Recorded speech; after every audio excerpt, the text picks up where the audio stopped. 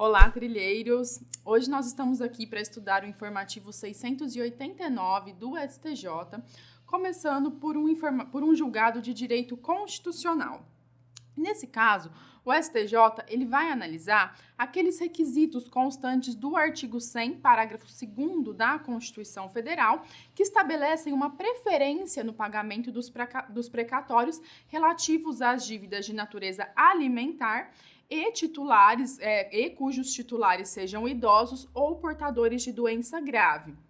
E aí a controvérsia analisada pelo STJ diz respeito à alternância ou cumulatividade desses requisitos, né? Será que todos eles devem estar presentes para que possa incidir essa ordem preferencial de pagamento ou basta que um ou outro esteja presente? Então, pessoal, antes da gente ver o que decidiu o STJ, vamos retomar alguns pontos principais relativos à matéria dos precatórios para que a gente possa contextualizar e compreender melhor, então, o que decidiu o STJ. Primeiro, pessoal, lembrando que todas as condenações em face da fazenda pública relativas ao pagamento de determinadas quantias em dinheiro, sejam as fazendas públicas federal, estadual, distrital ou municipal, via de regra, tais condenações se darão por meio da sistemática dos precatórios. O cumprimento dessas condenações se dará por meio da sistemática dos precatórios. E aí, pessoal, a nossa Constituição Federal, lá no artigo 100, ela estabelece a ordem em que deverão ser feitos esses pagamentos. Como regra geral, lá no caput do artigo 100, nós temos a chamada fila de precatórios, no sentido de que, via de regra, os precatórios serão cumpridos a partir da ordem cronológica de sua apresentação.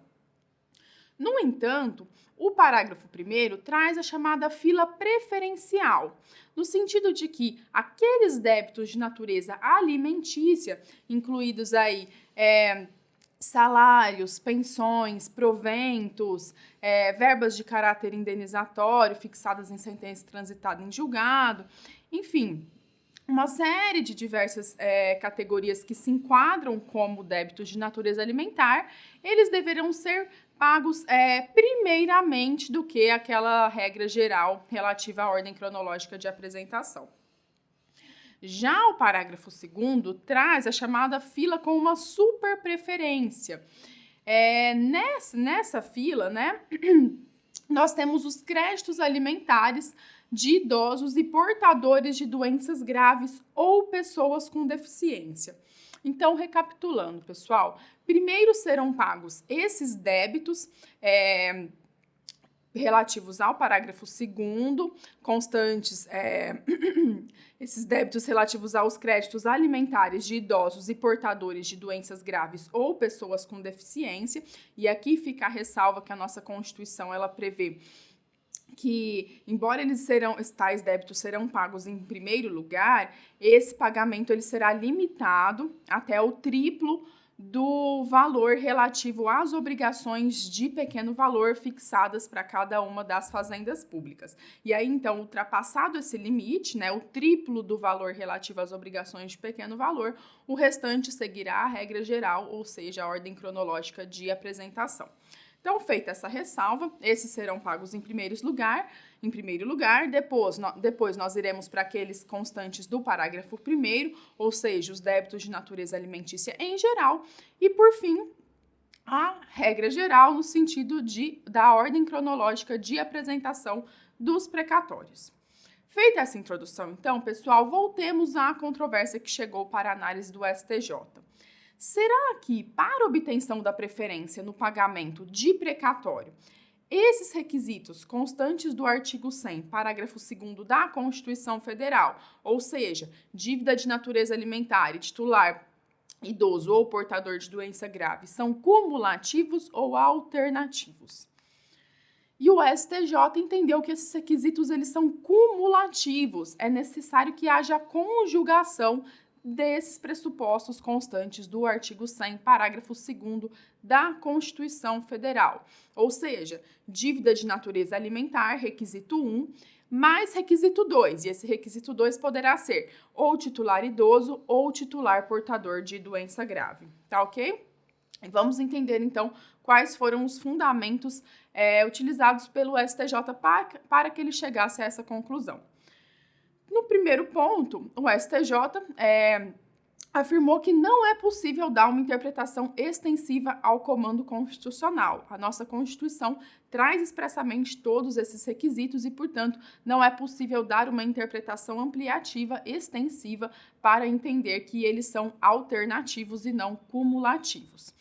Além disso, não há qualquer previsão legal que traga a possibilidade de pagamento preferencial aos titulares idosos. Vejam que mesmo o Estatuto do Idoso, ele não dispôs sobre essa prioridade de pagamento de precatórios de natureza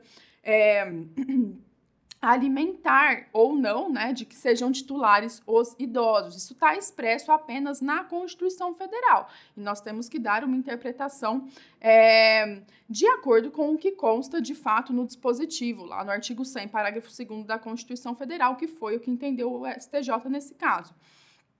E por fim, pessoal, no caso de o crédito precatório ele ser de natureza comum, a Constituição Federal e a Lei 10.471 de 2003, né, ou seja, a legislação infraconstitucional relativa à matéria, não asseguram o pagamento prioritário desse crédito, mesmo que o titular tenha idade avançada. Então, vejam, a Constituição Federal, ela traz todos os requisitos expressos, né, de modo que, segundo o STJ, não é possível dar uma interpretação extensiva para entender que esses requisitos são alternativos.